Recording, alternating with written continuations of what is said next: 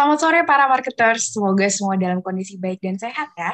Selamat datang di Marco Special Brownberg Session, Keeping Up with the Marketers, sebuah tayangan yang membahas mengenai strategi bisnis, tips-tips, dan juga konten unik dan menarik yang akan dibawakan secara santai namun juga insightful.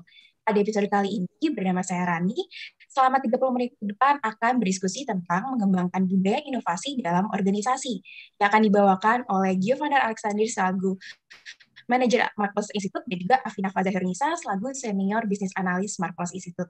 Mungkin sebelumnya kita perkenalan dulu kali ya dan menyapa para speaker kita hari ini. Halo Kak Gio dan Kak Afina, apa kabar? Baik Kak? Halo, Hey, halo. Uh, baik mungkin dong. oke deh, sehat-sehat ya Kak semua. Oke, mungkin Halo. hari ini kita mau bahas seputar apa sih sebenarnya mengembangkan budaya inovasi dalam organisasi gitu. Jadi hari ini kita mau mungkin sharing sedikit sih gimana sih mengembangkan budaya inovasi dalam perusahaan. Kenapa sih harus inovasi? Karena banyak sekarang nih perusahaan-perusahaan yang mereka melakukan rekrutmen banyak, terus melakukan pekerjaan juga banyak, tapi kok stagnan ya perusahaannya ya. Mungkin growth, tapi growth-nya mungkin 1-2%. Nggak bisa kayak dulu yang double digit. Nah, mungkin kita bakal membahas kayak misalnya nanti ambil contohnya Amazon. Kenapa sih Amazon bisa double digit terus nih perkembangannya sampai sekarang? Oke, berarti nanti selain ada pemaparan juga, ada case study-nya juga nih, biar teman-teman para marketers nih semua pada ngerti deh semakin dalam juga pandangan dan insight-nya. Oke, mungkin untuk Kojo dan Kavina, boleh silakan dimulai untuk pemaparannya. Oke, mungkin aku akan sharing, nanti ada Vina yang akan membantu menambahkan. Di disable, mungkin boleh dibantu. Share screen.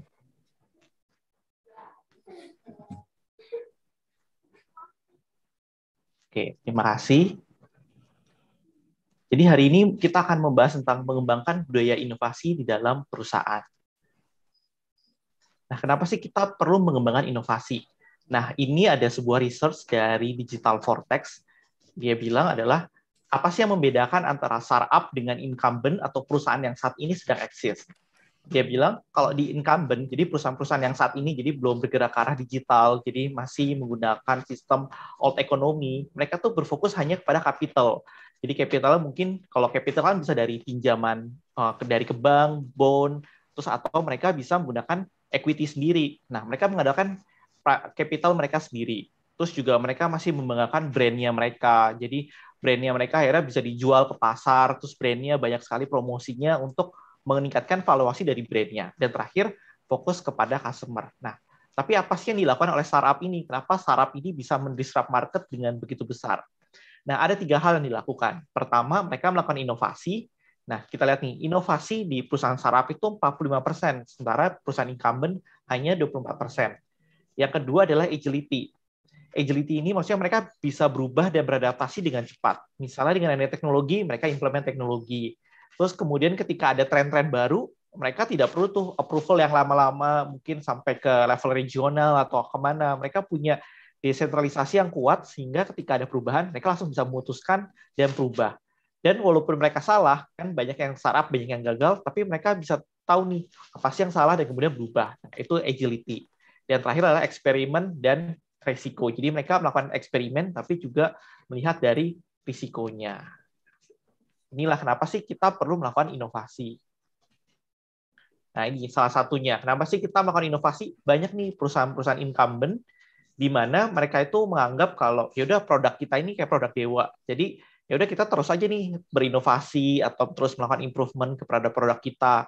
Toh kita nggak bakal mati gitu. Atau nggak mungkin bisnis model kita sederhana, terus yang penting kita bisa survive. Apalagi mungkin kalau di beberapa perusahaan kan ada yang principal agent problem, di mana ya udah yang penting pada saat saya menjabat, saya bisa mendapatkan uang yang banyak, saya bisa mendapatkan bonus akhir tahun yang banyak, yang penting revenue saya meningkat. Nah, tapi kalau kita ingin perusahaan yang sustain, kita harus melakukan namanya melihat produk life cycle. Suatu saat produk kita bakal jatuh atau drop. Makanya kita terus mengembangkan inovasi. Nah, tapi ketika kita mengembangkan inovasi, tidak akan kita melihat, oh hari ini kita melakukan inovasi, bulan depan revenue kita langsung naik 20% atau 50%. Nah, itu tidak mungkin. Pasti ada yang namanya perjalanan flow-nya dulu. Nah, itu yang kadang-kadang dianggap sama para perusahaan, anggapnya, wah ini tidak baik nih, atau enggak mungkin ini sebuah kesalahan dalam perusahaan, kenapa sih tidak bisa bekerja dengan baik. Nah, kalau kita lihat nih di Amazon dari tahun 2004 sampai ke 2020, dia terus melakukan inovasi. Dia pertama kali Amazon keluar, dia hanya menjual buku. Kemudian dia membuat marketplace, kemudian dia merubah bukunya menjadi e-book. E-booknya bisa dibaca lewat Kindle. Terus kemudian Kindle-nya juga terkonek dengan Alexa atau Amazon Home. Terus kemudian sekarang lagi berkembang dengan audiobook, dia masuk ke audiobook. Terus orang pingin belanja dengan cepat, dia bikin Amazon Prime. Terus orang pingin belanja sayuran segar, dia bikin Amazon Fresh. Terus kemudian sampai Amazon Go. Jadi bukan kita lihat, oh Amazon ternyata cuma marketplace ya, tapi dia banyak melakukan inovasi hingga akhirnya bisa mencapai revenue yang sangat besar di tahun 2020. Nah, kalau kita lihat nih, apakah sebenarnya masalah itu adalah leadership atau business challenge? Kenapa kita nggak bisa melihat bisnis yang baik? Sebenarnya bisa aja itu adalah masalah dari leadership. Kenapa? Ketika produk itu dikembangkan, itu kan dari development, introduction, growth. Nah, ketika growth, apakah kita mau melakukan inovasi dari fase 1, dari fase A, terus mungkin akan ke 1, yaitu di mana akan ada resisten, mungkin para board of director kita tidak setuju dengan adanya inovasi, akan mengurangi EBITDA kita atau revenue kita. Nah, tapi suatu saat itu akan ada di titik B, di mana produk kita yang dulu kita anggap inovasi, tiba-tiba menjadi produk yang mature, atau nggak semua orang suka. Mungkin kalau kasih contoh, zaman dulu GoPay. Siapa sih dulu yang pakai GoPay? Sangat susah. Tapi kalau sekarang kita lihat, kita ke warung atau jajan di pasar pun udah bisa pakai GoPay, ataupun produk wallet lainnya. Nah, itu yang harus kita lakukan. Kita berani mengambil risiko untuk pergi ke titik B. Kalau kita tidak pernah membuat titik A, kita tidak akan pernah di titik B. Jadi titik A dan titik B ini satu paket, gitu teman-teman. Jadi bukan berarti, oh ya udah kita ingin langsung ke titik B, nggak bisa. Kita harus melalui dulu titik A. Nah, dari titik A ke titik B itu yang akan menghasilkan sustainable growth. Yang kayak tadi Amazon, dia terus melakukan inovasi. Kayak kita lihat, Amazon Web Service itu dibuat dari tahun 2002. Tapi sekarang kita lihat, sekarang Amazon Web Service baru berkembang sekarang. Dia setelah invest sekitar 15-20 tahun baru booming. Nah, selanjutnya, mungkin ini akan lebih expert dijelaskan oleh Vina. Silakan Vina. Ya, thank you Kak Gio. Oke, sekarang sebelumnya kan kita udah bahas nih tentang inovasi di Amazon, inovasi itu apa sendiri sebenarnya. Kalau kita pikirkan lagi, kan kita sering tuh dengar inovasi, tapi sebenarnya inovasi itu apa sih? Kalau simpelnya adalah inovasi ini adalah sebuah proses menghasilkan ide atau menghasilkan solusi baru. Sebenarnya itu adalah inti dari inovasi. Nah, kemudian apa sih tujuan inovasi? Inovasi itu adalah tujuannya adalah untuk improve atau meningkatkan efisiensi dan efektivitas, dan tentunya untuk competitive advantage tersendiri, khususnya organisasi itu. Nah, kemudian apa sih kuncinya sukses untuk menerapkan inovasi di organisasi tersendiri? Itu ada 3 poin, yaitu desirable, di mana kita harus bisa menjawab nih, apakah solusi yang kita berikan ini memang cocok pada kebutuhan si customer atau individu di organisasi itu sendiri. Makanya kita membutuhkan inovasi ini difokuskan ke human-centric itu, karena tujuannya adalah untuk solve the customer problem-nya gitu. Nah, kemudian ada yang kedua yaitu visible, di mana si solusi yang kita berikan atau inovasi yang kita berikan ini harus bisa terrealisasikan gitu, harus bisa diterima di organisasi itu sendiri gitu.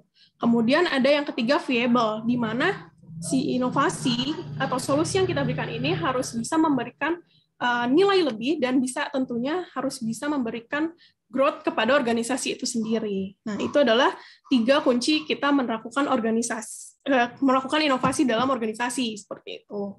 Nah, kemudian bagaimana sih caranya nih kita melakukan inovasi itu, dan bagaimana sih kita dapat ide-ide dan kita bisa melihat apa saja yang bisa menjadi sumber inovasi. Nah, kita bagi, ini ada namanya innovation framework, di mana ada change, customer, company, and competitor. Nah, kita mulai di change dulu. Bagaimana organisasi ini bisa melihat perubahan yang terjadi di industrinya, atau bagaimana selain tentang organisasi, juga sebenarnya inovasi ini bisa diterapkan di dalam diri kita nih. Kita ambil contoh misalnya Deddy Corbuzier. Dulu kan dia adalah seorang mentalis. Mana ada sih orang ngelihat dia sekarang seorang podcaster atau YouTuber. Nah, dia tuh melihat ada perubahan di mana sekarang teknologi, lalu tentang customer membutuhkan hiburan yang lebih, atau kemudian customer pengennya tuh sebenarnya mendengarkan sesuatu sambil dia mengerjakan pekerjaannya. Nah, dia melihat ada peluang podcast nih yang terjadi di customer sekarang. Nah, itu adalah salah satu contoh inovasi yang dilakukan Deddy Corbuzier. Itu dia dengan melihat si change ini atau creative idea ini. Nah, sejak Deddy Corbuzier melaunchingkan atau membombardirkan si podcast ini, banyak sekali nih influencer-influencer lain yang melakukan atau membuat konten podcast itu lagi, itu sendiri gitu. Nah, itu adalah salah satu inovasi untuk personal. Nah, kemudian kita masuk nih ke change yang kedua, kita ambil contoh, yaitu adalah Philips.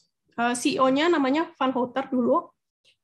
Sejak 2021 dia sudah melihat nih adanya peluang, kayaknya dulu kan Philips tuh terkenal bahwa dia tuh punya barang atau dia tuh produknya adalah customer good, kayak misalnya lampu, listrik, terus elektronik lainnya lah.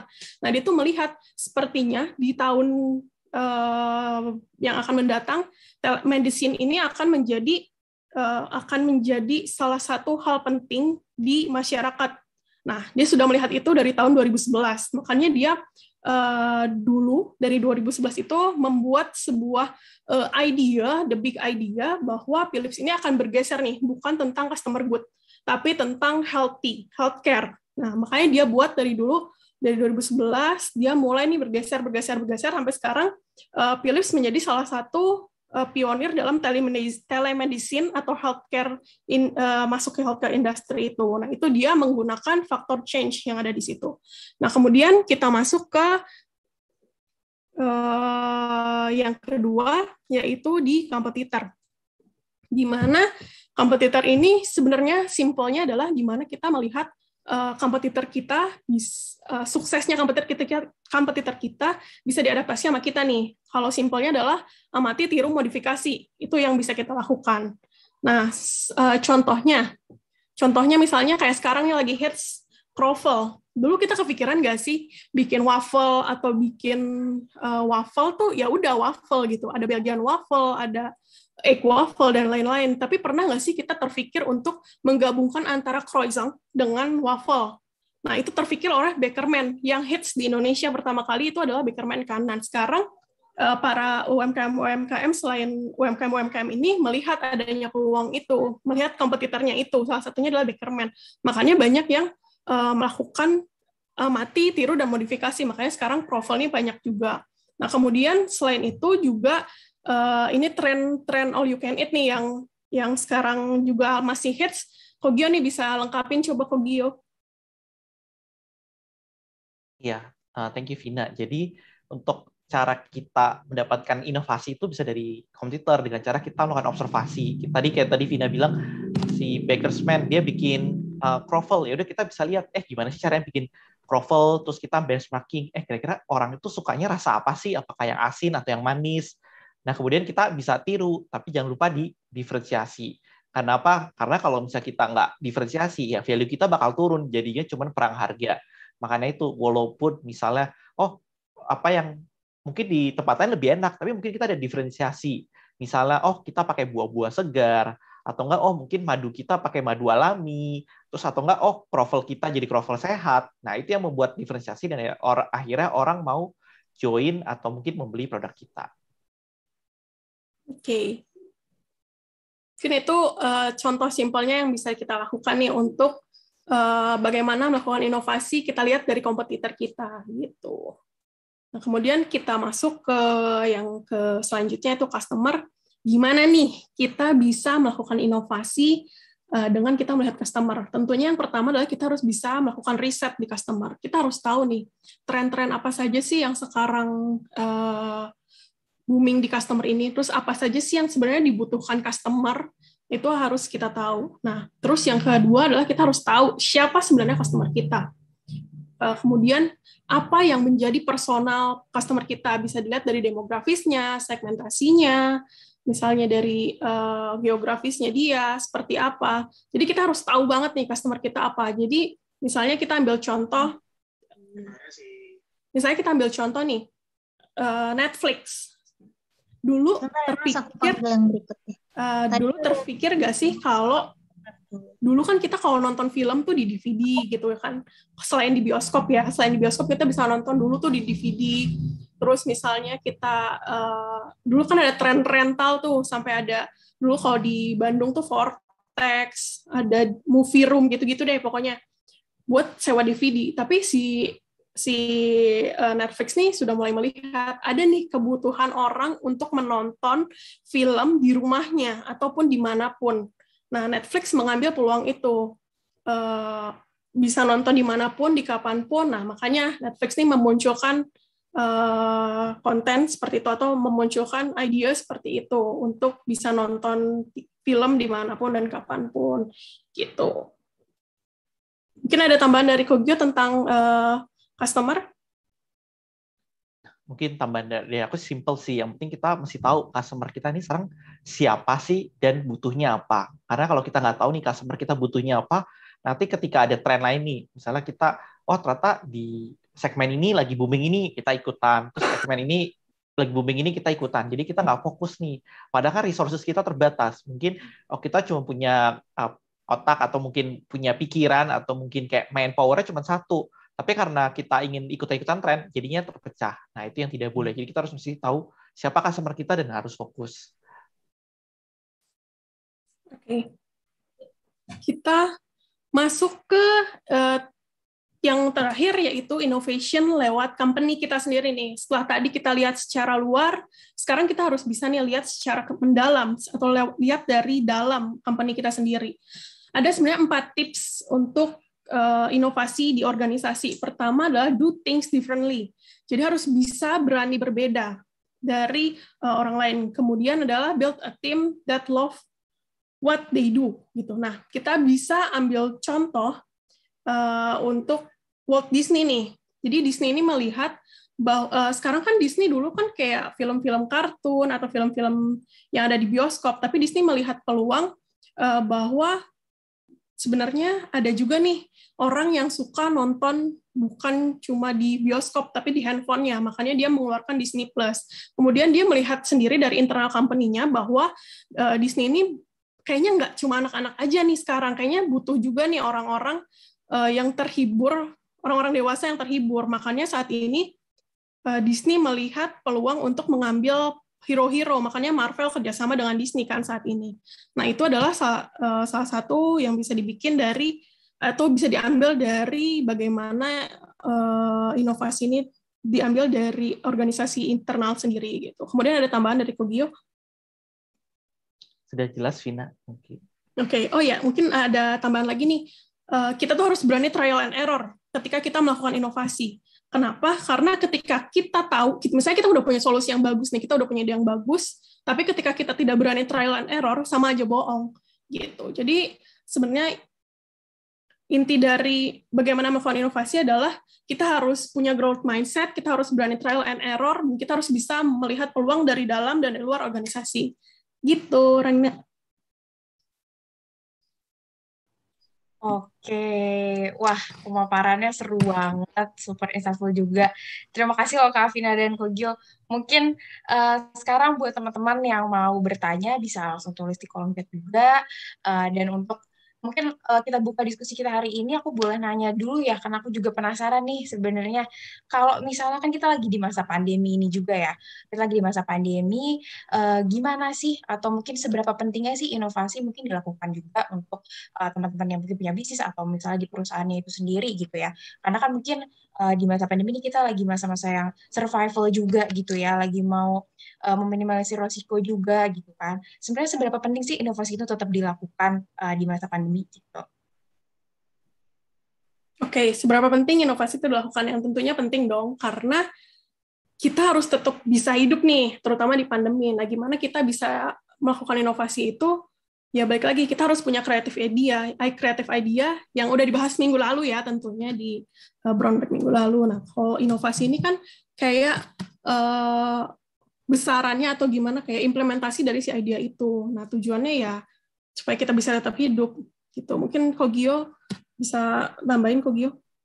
Iya, mungkin kalau tambahan dari aku, coba kita lihat dari perusahaan-perusahaan mana sih pada saat pandemi ini yang tidak melakukan apa-apa sama yang melakukan sesuatu. Sesuatu itu kan bisa kita bilang inovasi. Misalnya kayak 21, dia menjual popcornnya ke rumah-rumah gitu. Itu kan juga melakukan inovasi yang dari dulu kita harus makan popcorn, kalau ke 21 sekarang kita bisa menikmati di rumah. Atau misalnya kayak hot pop gitu, yang dia menyewakan juga kompornya, pancinya, segala sesuatu ke rumah. Jadi kita tinggal bayar deposit, itu juga datang. Nah, itu juga melakukan inovasi dan akhirnya perusahaan itu mungkin ya tetap ada pengurangan karyawan, tapi tidak sebanyak kalau dia hanya diam atau menunggu saja atau pasrah. Oke, berarti intinya tetap harus tetap harus berusaha untuk membuat sesuatu yang baru gitu ya. Jangan cuma diem aja. Oke, mungkin terakhir nih tadi ada pertanyaan dari salah satu penonton kita, cuman kayaknya dia anonymous gitu sih, dia nggak mau disebutin namanya. Boleh, katanya dia tanya nih, menurut dia salah satu faktor penting datang dari inovasi itu juga datangnya dari faktor internal. Gimana sih seorang leader ini mampu menggerakkan timnya untuk mau tumbuh dan berinovasi? Nah, mungkin Kogio sama Kavina boleh nih dijelasin atau di-share juga nih ke teman-teman marketer seperti apa sih menumbuhkan inovasi di dalam budaya organisasi itu? Nah, mungkin aku mulai dulu, mungkin nanti Vina tambahin. Jadi yang penting sosok leader itu harus menjadi kayak orang tua gitu. Maksudnya ketika tim kita salah itu bukannya menyalahkan gitu loh, malah memarahi. Ketika kita nih sebagai leader, ketika ada salah langsung memarahi, orangnya tidak berani mengambil inovasi atau mengambil keputusan. Yang ada adalah tunggu perintah dari atasan. Karena atasan tidak pernah salah. Nah, jadi kalau misalnya perintah dari atasan, ya mereka nggak bakal dimarahin. Nah, makanya kita harus membuat leader itu menjadi pelindung. Jadi ketika mereka salah, ya kita sebagai kayak leader atau orang tuanya mereka, kita membimbing kenapa sih itu bisa salah dan gimana sih biar kesalahan itu tidak terjadi lagi. Nah, itu salah satu cara supaya inovasi ini bisa berkembang di perusahaan. Nah, mungkin Vina ada tambahan, Vina, atau success story? Ya, tambahan sedikit, itu kalau untuk leader sendiri ya itu harus bisa jadi role model sih pastinya. Karena ketika kita punya ketika organisasi bilang kita harus punya inovasi, tapi leadernya sendiri nggak bisa nyontohin ke kita gitu. Nah, gimana mau si inovasi yang dilakukan untuk organisasi itu bisa terwujud? Jadi intinya seorang leader harus bisa jadi role model sih. Oke, baik. Terima kasih nih untuk Kogio dan Kavina untuk jawabannya juga, untuk pemaparannya tadi yang sangat insightful itu. Semoga bisa bermanfaat ya dan juga memotivasi para marketers pada sore hari ini. Oke, untuk yang masih ingin belajar dan mendapatkan insight lebih, catat tanggalnya karena Special Brown Bag Sessions akan tayang setiap bulan jam 3:30 sampai jam 4 sore hanya di YouTube channel Marketers TV tentunya. Dan dengan konten yang juga tidak kalah menarik dan ditemani dengan para konsultan Marketers. Jadi jangan lupa like, comment, subscribe, dan sampai jumpa di bulan depan. Terima kasih semuanya.